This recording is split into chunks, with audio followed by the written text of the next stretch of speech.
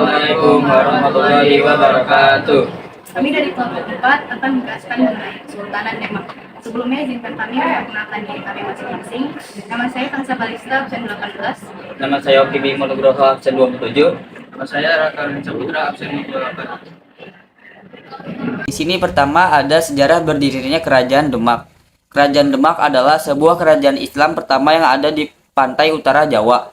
Dulu wilayah Demak pertama muncul sebagai kabupaten dari Kerajaan Majapahit.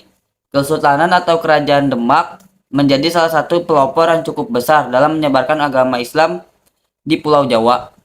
Namun, umur Kerajaan Demak relatif pendek dibandingkan dengan kerajaan yang lainnya. Salah satu peninggalan yang cukup terkenal dari Kerajaan Demak yaitu Masjid Agung Demak yang didirikan oleh para wali songo.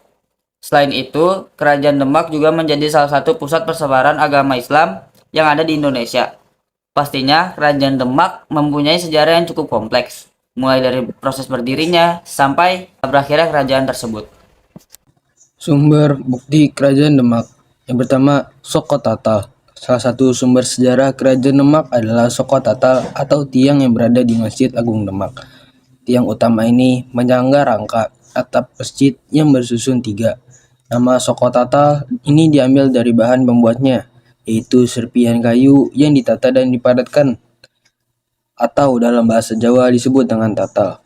Sebab Soko Tatal tersebut terdapat 4 buah yang mengarah ke mata angin dan menyimbolkan wali-wali songo yang turut membangun Masjid Agung Demak.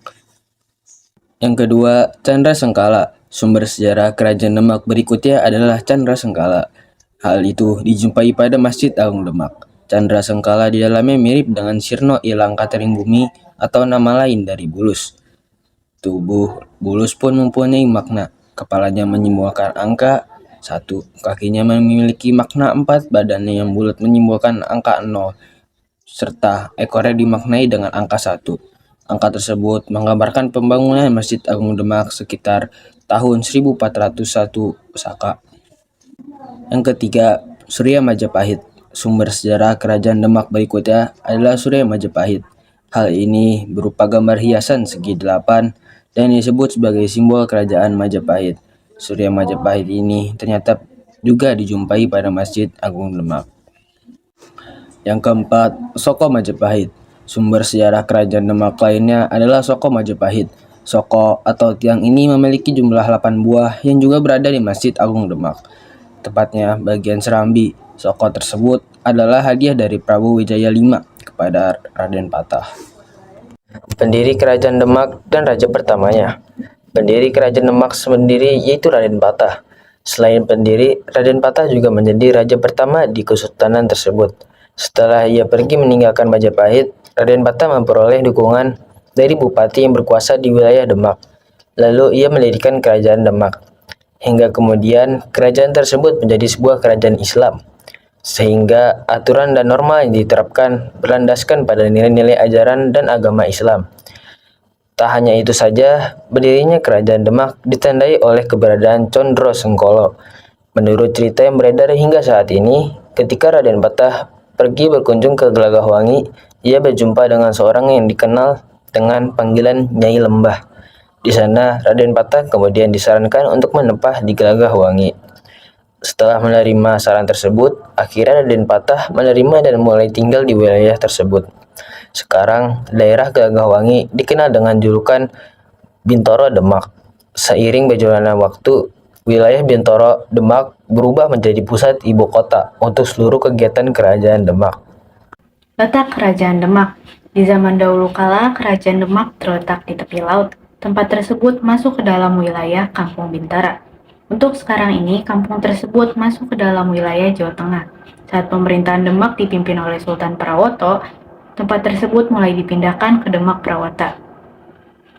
Namun saat Sultan Prawoto meninggal dunia, kerajaan tersebut mulai dipindahkan ke Jipang oleh Arya Penangsang yang saat itu memegang kekuasaan pemerintahan Kerajaan Demak. Setelah itu Arya Penangsang meninggal dunia karena dibunuh oleh Ki Gede Pamanahan dan juga Hadiwijaya. Untuk Hadiwijaya sendiri berasal dari Pajang, di mana setelah membunuh Arya Penangsang, ia kemudian menerima kendali penuh untuk mengatur semua hal di Kerajaan Demak. Lalu setelah itu Kerajaan Demak beralih menjadi Kerajaan Pajang. Lalu di sini ada silsilah raja-raja Kerajaan Demak. Kerajaan resmi berdiri pada tahun 1481 Masehi. Saat itu, kerajaan tersebut dipimpin oleh raja-raja yang didukung oleh para pemuka agama yang disebut dengan Wali Songo.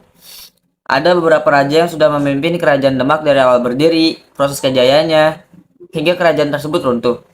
Berikut ini adalah silsilah raja dari kerajaan Demak yang perlu kamu pahami. Yang pertama ada Raden Fatah.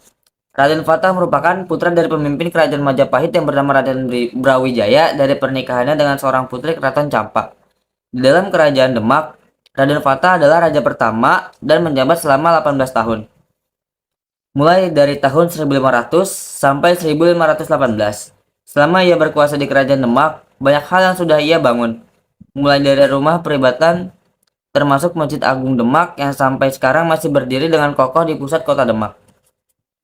Lalu kedua, di sini ada Patiunus. Setelah Raden Fatah menjadi raja di kerajaan Demak, ia kemudian memiliki seorang anak yang bernama Patiunus, di mana anak dari Raden Fatah ini kemudian naik tahta setelah masa kekuasaan sang ayah sudah berakhir pada tahun 1518. Akan tetapi, Patiunus hanya berkuasa selama 3 tahun saja. Lalu Patiunus diberi gelar dengan sebutan Pangeran Sebranglor. Hal itu terjadi berkat perlawanannya kepada Portugis dalam usahanya merebut Malaka.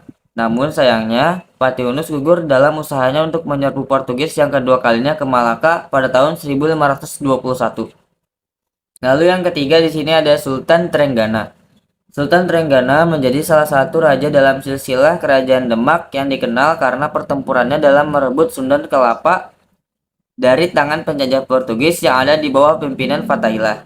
Di masa kekuasaan Sultan Trenggana, kerajaan besar yang ada di Jawa seperti halnya kerajaan Madura, Blambangan, Mataram, dan Panjang berhasil dikuasai oleh kerajaan Demak. Kemudian pemerintahan Sultan Trenggana berakhir setelah ia wafat ketika peperangan yang terjadi di Pasuruan pada tahun 1546. Yang keempat ada Sunan Prawoto. Setelah Raja Patiunus turun tahta, mulai timbul pergolakan di dalam kerajaan Demak. Sebab tidak ada lagi keturunan yang berasal langsung dari pemaisuri yang menjadi pemimpin sebelumnya. Oleh karena itu, Sultan Trenggana menjadi raja setelah lengsernya Patiunus. Setelah Sultan Trenggana meninggalkan kerajaan Demak, ia lalu digantikan oleh Sunan Prawoto yang hanya memimpin selama beberapa tahun saja. Sebab ia lebih tertarik untuk mendalami kehidupannya sebagai seorang ulama yang menyebarkan agama Islam ke seluruh penjuru Jawa. Dan yang terakhir, yang kelima ada Arya Penangsang. Dalam sejarahnya, tercatat bahwa Sunan Prawoto meninggal dunia karena dibunuh oleh orang suruhan Arya Penangsang yang ingin mengambil alih kekuasaan di kerajaan Demak. Oleh sebab itu, Arya Penangsang kemudian menjadi raja dari kerajaan Demak selanjutnya dan memindahkan pemerintahan yang ada di dalamnya ke Jipang. Setelah itu, berbagai konflik mulai muncul. Terlebih setelah adanya perpindahan kerajaan Demak ke Pajang pada tahun 1556 karena Hadi Wijaya berhasil mengalahkan Arya Penangsang. Pada masa itu pula kerajaan Demak berakhir atau runtuh. Peristiwa-peristiwa penting kerajaan Demak. Yang pertama adalah penaklukan Malaka pada tahun 1511 oleh pasukan Demak di bawah pimpinan Fatahillah. Penaklukan ini mengakibatkan jatuhnya Malaka ke tangan Demak dan memperluas pengaruh Islam di kawasan tersebut. Yang kedua adalah penobatan Sultan Trenggana pada tahun 1518. Sultan Trenggana adalah salah satu penguasa yang paling berpengaruh dalam kerajaan Demak yang berhasil memperluas wilayah kekuasaannya dan mengukuhkan Demak sebagai pusat kekuasaan Islam yang kuat di Jawa. Salah satu tindakannya yang terkenal adalah memperkuat pertahanan pantai utara Jawa untuk melindungi wilayahnya dari serangan Portugis dan lainnya.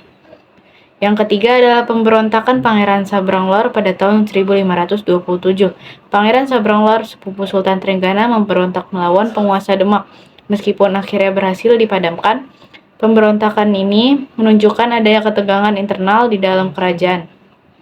Yang keempat adalah ekspedisi pelayaran ke Makassar pada tahun 1540.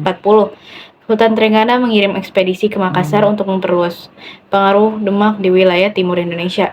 Meskipun tidak berhasil secara langsung, ekspedisi ini menandai upaya Demak untuk memperluas kekuasaannya di luar Jawa. Yang kelima adalah pembangunan Masjid Agung Demak. Salah satu prestasi monumental Kerajaan Demak adalah pembangunan Masjid Agung Demak pada awal abad ke-15. Masjid ini merupakan salah satu masjid tertua di Indonesia dan menjadi simbol penting penyebaran Islam di Pulau Jawa. Penyebab runtuhnya Kerajaan Demak. Terjadi perang antar saudara. Tragedi perang antar saudara ini berawal dari persaingan yang terjadi antara Pangeran Sukowiyoto atau yang lebih dikenal dengan Sekar Sedalepen dengan Sultan Trenggana. Mereka merupakan dua putra dari pemimpin Kerajaan Demak sebelumnya, yaitu Raden Patah. Setelah Raden Patah meninggal dunia, kedua putranya mulai bersaing untuk memperebutkan kedudukan tahta raja.